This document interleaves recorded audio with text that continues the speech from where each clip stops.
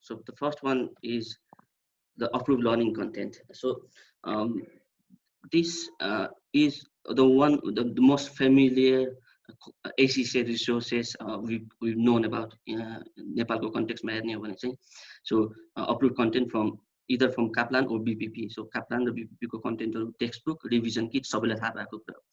So revision kits are best recommended for question practice. So there might be number of resources which provides you questions for practice, but one best thing about revision kits is it covers lot of questions. So you shouldn't miss revision kits.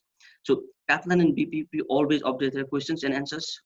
So they are approved learning provider, approved content provider. So they always update their answer banks questions to reflect latest syllabus content, so examiner documents and exam structure. So you should always refer to up to date content.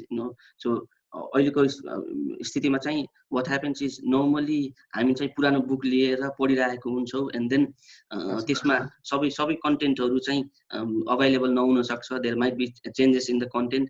त्यो कुराहरु चाहिँ ख्याल गर्नुपर्छ. so book छ मलाई book किन्नु मन लाग्दैन भन्ने हिसाबले चाहिँ you shouldn't be using old contents. अर्को राम्रो कुरा अब yes सर यसमा चाहिँ एउटा क्वेशन आयो जस्तै अब एसीसी को कन्टेन्ट त डाइनामिक छ नि त टाइम अनुसार चेन्जेस भइरा हुन्छ न्यू कन्टेन्टहरु हालिरा हुन्छ नि अनि तपाईले भन्नुभएको यो काप्लान र बीबीपी चाहिँ उनीहरुको चाहिँ कन्टेन्टमा चाहिँ रिभाइज हुन्छ कि हुँदैन अपडेटेड हुन्छ कि हुँदैन वा के बेसिसमा नर्मली तिनीहरुले चेन्ज गरेर आइरा हुन्छ. सो हुन्छ कस्तो भन्दा session by session there is a time frame until when or particular book is valid भनौं न. so time frame दिएको हुन्छ बुकको सुरुमा हेर्यो भने चाहिँ टेक्स्ट बुक रिभिजन किटमा हेर्यो भने चाहिँ भ्यालिड अप टु भनेर समथिङ डेट दिएको हुन्छ. सो त्यो अनुसारले चाहिँ कस्तो हुन्छ भन्दा चाहिँ the approved learning content provider Kaplan or BPP भनेको sit downs with ACC examining team. So कस्तो कन्टेन्ट एड गर्ने भन्ने हिसाबले चाहिँ त्यसै अनुसार कन्टेन्ट सिलेबसहरु चाहिँ रिभाइज गर्छ एन्ड देन त्यो कन्टेन्टलाई चाहिँ एसीसीले एक्जामिनिङ टिमले चाहिँ अप्रुभ गरेको हुन्छ. so you can be pretty sure, you can be pretty confident about Kaplan or BPP ko book.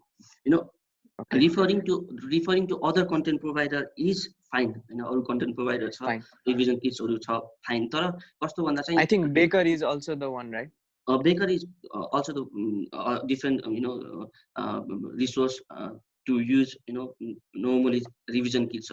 But you shouldn't rely on them. You shouldn't rely on the content by other learning provider. You should always refer to approved learning content. So त्यो भयो भने चाहिँ miss गर्ने chances चाहिँ कम नै हुन्छ. And then up to date books राख्नु पनि अप टु डेट बुक्स भनेको the book which is valid for that exam session त्यो राख्नु पनि एकदमै इम्पोर्टेन्ट छ. We will see examinable documents later on. So examinable documents भनेको के हो भने and then how that effects बुक्सहरु कसरी किन चेन्जेस हुन्छ त भन्ने हिसाबले चाहिँ we will see examinable documents later on.